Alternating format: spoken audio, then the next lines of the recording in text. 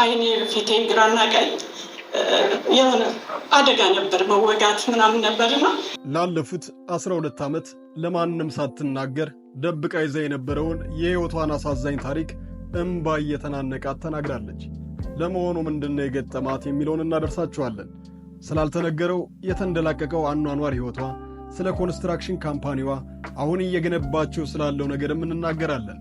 የተጎዳችበትን የፍቅር ህይወቷንም ሆነ መስረታቸው መቀጠል ስላልቻሉት ሁለቱ ትዳር ሁኔታዋም ወደ እናንተ እናደርሰዋለን።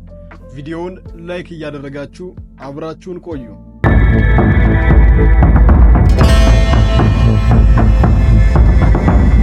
ዘጠናዎቹን ስናስታውስ ቀድሞ በአእምሮአችን ከሚከሰቱ ተወዳጅ አቀንቃኞች ውስጥ ሃይማኖት ከፊት ትገኛለች።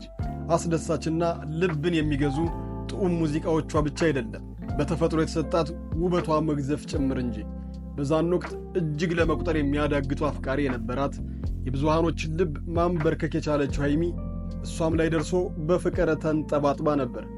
ያኔ ውበቷ በጎመራበት ወቅት አንድ ወጣት አፍቅራ በፍቅር እየኖረች በነበረበት ጊዜ በልጁ ጓደኞች አማካኝነት ልጁ ሚስት እንዳለውና ልጅቱም በጣም የዋህ እንደሆነች ሲነገራት ባለማመን ውስጥ ሆና የልጅቱን ስልክ ተቀብላ ስትጠይቅ እውነት እንደሆነ ታረጋግጣለች።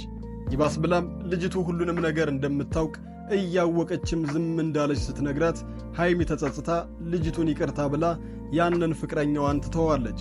ይህ ሰው ማለት ሃይሚ ወደ ሙዚቃው እንድትመጣ ትልቅ አስተዋጽኦ ያለው በዘጠናዎቹ በካንትሪ ሙዚቃ የምናስታውሰውና የምንወደው አይ ላቭ ዩ እወድሻለሁ እያለ የሚያቀነቅነው ተወዳጁ ዳኒ ቦይ ነው። የተዋወቁት ከሐረር መታ በአዲስ አበባ ዩኒቨርሲቲ ውስጥ በሚገኘው ባህል ማዕከል ስትሰራ ችሎታዋን ተመልክቶ ወደ ክለብ ይወስዳታል። አብረውም እሱ ቤት መኖር እንደጀመረች ቀስ በቀስም ወደ ፍቅር እንደገቡ ትናገራለች።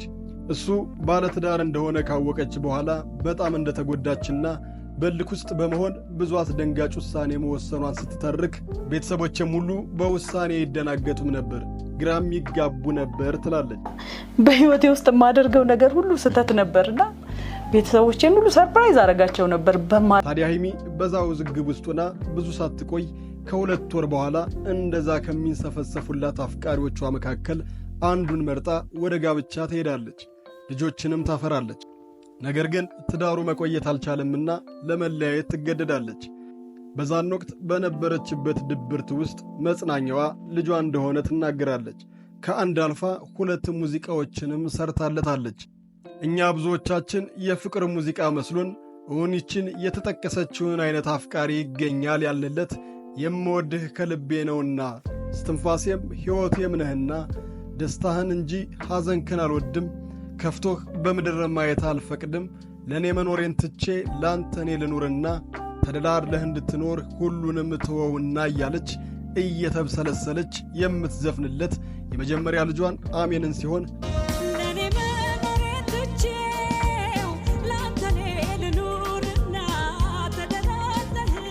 ቀጥላም በራሱ በስሙ አሜን ብላ ዘፍናለች። ያኔ ነገሮች ባደከሟት በሰለቻት ጊዜ መጽናኛዋ መሸሸጊያዋ እንደነበረ ትናገራለች። እሱን ጥላ የትም መሄድ እንደማትችል፣ እሱ ስታስብ እንባ እንደሚቀድማት፣ ለሱ የዘፈነችውን ሙዚቃ መድረክ ላይ መጫወት እንደማትችል ተናግራለች። በዘጠናዎቹ እንደዛ ዝነኛ የነበረችው ከጫፍ እስከ ጫፍ መወደዷ የተንሰራፋላት ሃይሚ በድንገት ከሙዚቃው ዓለም ስትጠፋ የብዙዎችን ለምን የሚል ጥያቄ ነበር። ታዲያ ሃይሚ ለዘመናት በቀረበችባቸው ቃለ መጠየቅ ሁሉ ለምንድነው የጠፋሽው እየተባለች ስትጠየቅ ልጆቼን ለማሳደግ እነሱን ለመንከባከብ ነው እያለች ትናገር እንጂ ከጀርባዋ ሌላ የማትረሰው ታሪክ እንዳለና ዋናው ምክንያቷ እሱ እንደነበረ አትናገርም ነበር። አሁን አልበሟን ጨርሳ ወደ ህዝብ ለማድረስ እያደረገችው ባለው ጋዜጣዊ መግለጫዋ ላይ ግን ለ12 ዓመት በልቧ የያዘችውን እውነት እንባ እየተናነቃት ተናግራለች። ከ12 ዓመት በፊት አደጋ ደርሶባት እንደነበር፣ ያንን ቆንጂዬ ፊቷን ሃይሚን ሲታሰብ ቶሎ ልናስታውሰው የምንችለዋን የአይኗን ለዛና ብርሃኗን ለማሳጣት እንደተወጋች፣ ፊቷ ላይ ያሉ ቆዳዎች ተነስተው እድናለሁ፣ ሙዚቃን እቀጥላለሁ የሚል ተስፋ ቀርቶ ሰው ሆናለሁ የሚለውን ተስፋ አታ እንደነበረ፣ በኋላም በሱዳናዊ ጓደኞቿ አማካኝነት ለሕክምና በቅታ በፈጣሪ እርዳታ አይኗን እንደተሻላት የፊቷ ቆዳ መመለስም እንደጀመረ ትናገራለች። ትንሽ አይኔ ፊቴ ግራና ቀኝ የሆነ አደጋ ነበር፣ መወጋት ምናምን ነበርና ሕክምና አድርጌ ጥቁር። ታዲያ የአደጋ ጠባሳ ጥሎባት ለብዙ ዓመታት ከሙዚቃ ኢንዱስትሪው እንደጠፋችና አሁን በብዙ ወዳጆቿ እገዛ እንደተመለሰች ትናገራለች። ሀይሚ ተወልዳ ያደገችው በኢትዮጵያ ምስራቃዊ ክፍል በሆነችው የፍቅር ሀገር ጭንቅ የማይችሉት ረሃ ሆነው የሚኖሩት በሚባሉት ሐረር ከተማ ውስጥ ሲሆን በደህና ቤተሰብ ወይም ደግሞ ጥሩ ገቢ ባላቸው ቤተሰቦች ውስጥ በእንክብካቤ ምንም አይጉደልብሽ ተብላ እንዳደገች ትናገራለች። ትምህርቷን እስከ 12 በዛው በሐረር ከተከታተለች በኋላ ወደ አዲስ አበባ አክስቷ ጋር ትመጣለች። ከልጅነቷ ጀምራ ሙዚቃን የምታንጎራጉረውና የቤተሰብ ድጋፍ የነበራት ሀይሚ አዲስ አበባ በገባች በቀናት ውስጥ በሐረር በምታውቃቸው ከእሷ ቀደም ብለው ሙዚቃን በጀመሩ ጓደኞቿ አማካኝነት በአዲስ አበባ ባህል ማዕከል ውስጥ ቅጥረኛ በመሆን ሙዚቃውን በይፋ ጀመረች።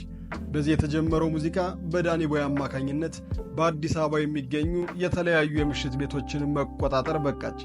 ብዙ ሳትቆይ ወደ ዱባይ በመጓዝ ለዓመታት ሰርታ ተመለሰች። በሀገራችን የመጀመሪያ የሆነውን ነጠላ ዜማም የሠራችው ሃይማኖት ግርማ ነች። ከእሷ ቀድሞ በነጠላ ዜማ የተሠራ ምንም አይነት ሥራ የለም። ተመልሳ ወደ ዱባይ በመሄድ በርካታ ብሮችን በመስራት ለእናቷም ለራሷም ላክስቷም ጭምር በአዲስ አበባ የተንጣለለ ቤት ገዛች። መኪናም መግዛቱ አልቀረም። አረብ ሀገር በጣም ተወዳጅ እንደነበረች ይነገራል። የራሷን ኦማሄሬ የተሰኘ የምሽት መዝናኛ ቤት በከፈተች ጊዜም ከተማውን ተቆጣጥረው ነበር። በወቅቱ እሷን የሚስተካከል ውብ አቀንቃኝ ማግኘት አስቸጋሪ ነው። እጅግ በጣም ውብ ስለነበረች ብዙዎች በፍቅሯ በመውደቅ እሷ ባለችበት ይንከራተቱ ነበር። ምሽት ቤቷ እየሞላ ሰዎች ይመለሱ እንደነበረም ይነገራል። ለእሷ ያልጎረፈ የስጦታ አይነት የለም። በሀብታቸው ለማማለል በእጃቸው ለማስገባት ያልተሯሯጡ ወንዶችም አልነበሩም። የወርቅ ሐብል፣ የእጅና የጆሮ ጌጦች፣ ብርም በየዕለቱ ለእሷ ይጎርፉ ነበር። የቤትና የመኪና ቁልፍ በተደጋጋሚ ጊዜ እየተሰጣት አልፈልግም እያለች የምትመልሰው የሀገሬውን ወንድ ልብ ያማለለች ውብ ሴት ነች። ተወዳጁ ኮሜዲያን በወቅቱ ስለ እሷ ውበትና ቁንጅና ሲናገር መድረክ ላይ ሙዚቃን ለመስማት ከሚመጣው ይልቅ እሷን ለመሳም የሚመጣው ይበዛል። በጣም እየሳሙ ሲያስቸግሯትም እኔ ተናድጄ ከዚህ በኋላ ሀይሚን መሳም አይቻልም፣ እሷን መሳም ከፈለጋችሁ እኔን ትስሙኛላችሁ፣ እኔ እሷን እስምላችኋለሁ በማለት በወቅቱ ወንዶች ምን ያህል እንዳበዱላት ይናገራል።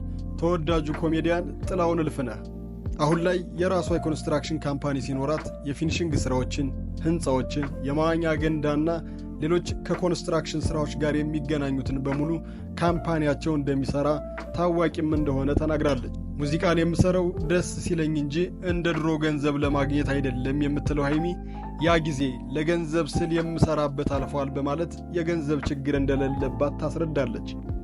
ይግረማችሁ በማለትም በተንጣለለው መኖሪያ ቤቷ ውስጥ ግራውንዱን አሁን ለምትሠራው ክሊፕ የመዋኛ ገንዳና መንገዶችን፣ መንደሮችን እየገነባች እንደሆነ ተናግራለች።